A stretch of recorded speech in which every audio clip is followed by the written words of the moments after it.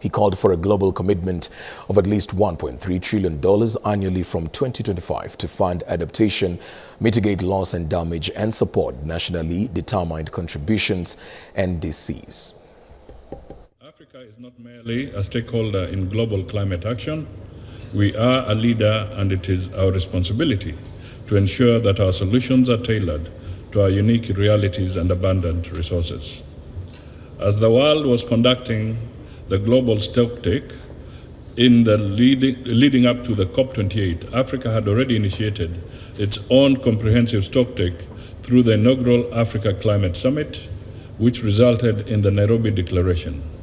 This declaration highlighted Africa's position, priorities, ensuring that climate justice remained a central focus in global climate negotiations.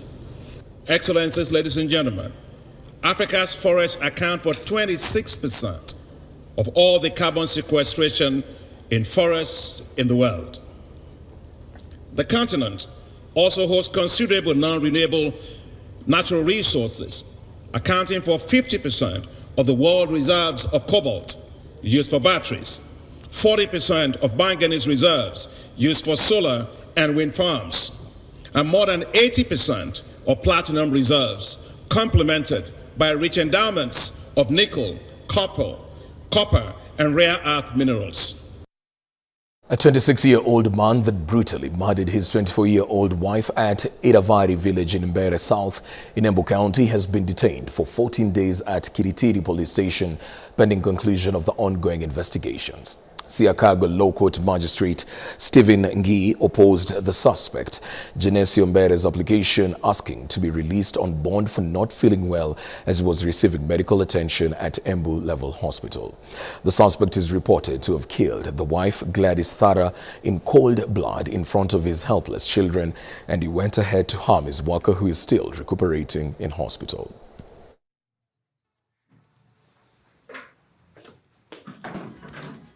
We are seeking for prayer number 2 in the application,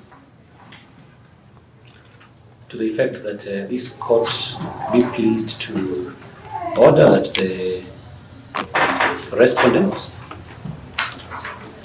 be detained at Kiritiri police station for 14 days to enable the investigating officer complete investigations into an offense of murder.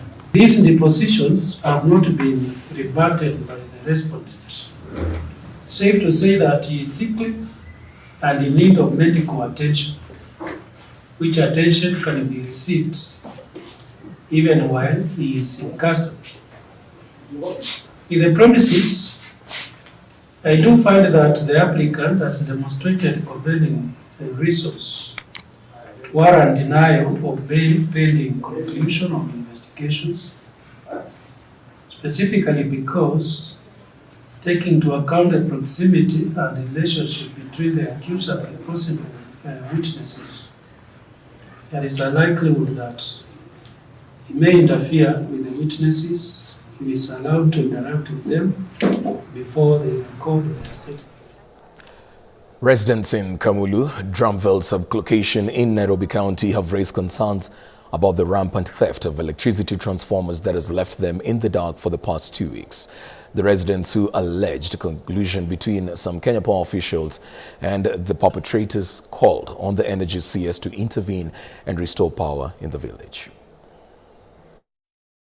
Kenyans living in Nairobi's Kamulu area are concerned following the surge of electricity transformers theft, which has left them in the dark. Charles Urina, a resident in the area, said despite numerous reports to the authorities following the theft has now become serious. Tumekuwa na shida ya stima. Ukiangalia hapa juu, pipes zimetolewa. Tumejaribu kuripoti, hakuna majibu. Ukiangalia hapa kuna giza sana. Kutoka chini, pipes zote zimetolewa. Hakuna. Na tunasino nane natoa. Probably ni watu wa Kenya Power sababu ndio wako na ile viatu ya kupanda juu. Mtu a layman cannot do it. Sababu lazima uwe na ujuzi wa ku disconnect. Another resident voiced his concerns, stating that the theft of the transformers requires experience, thereby alleging involvement of officials from the Kenya Power Company. With the transformer has been done within the institution of Kenya Power, because hakuna mwizi mwenye anaweza kuja hii area azime transformer, ndiye atoe transformer afanye 1-2 aibe mafuta afanye nini. So lazima azime hii HT hii line kubwa ndio aanze kuhandle hiyo transformer, atoe angalie venye atatoa, because wizi imekuwa ikifanyika Kenya mzima, sio hapa Kamulu peke yake, inafanyika Kamulu, inafanyika Joska, inafanyika Ruai, inafanyika wapi na wapi. Traders in the area faulted Kenya Power for saying the outages have led to financial losses and the delays are making it worse. Wengine tunafanya biashara za stima, so siku 2 zimepita hatuna stima. Tulisikia eti ni wezi walikuja wakaipa transformer, lakini hatutasema ni wezi, ni Kenya Power wenyewe. Sasa walikuja wakachukua hiyo transformer, wakatoa vitu walitoa huko ndani, wao ndio wanajua. Sisi kitu tunaomba turudisiwe stima, tuendelee na biashara zetu, kwa hatuna la kufanya. The residents have called for government's intervention and the setting up of more streetlights to avert crime in the area. Tunaongea na Minister ya Energy a respond kwa hii maneno haraka sana. Hii wizi ya transformer imetuchoosha. Tunaomba serikali isukume maneno ya hiyo stima irudishwe, manaka watu wengi hapa wanategemea stima. Tuweze ngoja Kenya Power hiyo 90 days. Wanasema 90 days. Hiyo ni muda mrefu sana kuongojea. Na pia tuko na watoto kwa nyumba sasa hii, hawezi kaa bila stima, bila kuona TV. So tunaomba Kenya Power watushughulikie haraka kana iwezekanavyo. Anthony Kwemoi, K24 TV. The Cabinet Secretary for Tourism and Wildlife, Rebecca Miano, in collaboration with the Kenya Wildlife Service, have launched a Rhino ear notching and transmitter feeding exercise in Tsavo West National Park in the Ngulia Conservancy. The exercise is aimed at safeguarding the rhino population. Speaking during the event, the CS assured the public that the process is not a threat to the animals and it is meant to track all the rhinos and ensure their survival in the face of poaching and habitat reduction.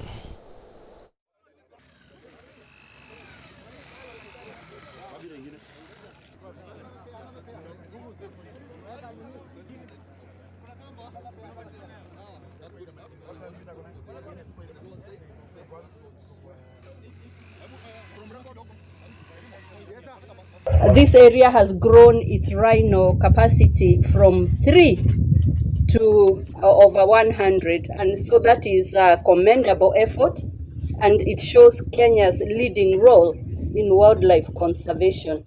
It is also in line with the commitment to promote the wildlife economy, which we cannot promote if we do not conserve our animals. This is also testament to how technology is an integral part of the conservation efforts. The ear notches that have been put on the rhinos, it will be possible to track a rhino hourly, and it will be able to tell its status, which will then also guard it against poaching, we will know its welfare. And so this is a very, very noble initiative that we are witnessing today. The county government of Kitui, in collaboration with Red Cross, is holding a 3-day training exercise for local drivers. The exercise targets a team of 25 drivers from the 8 sub-counties as a way of equipping them with skills on how to respond to the drowning disasters within the county. Deputy Governor Augustus Kanani recognized the event, saying that the program is a better way to ensure that lives are protected, especially during the rainy seasons.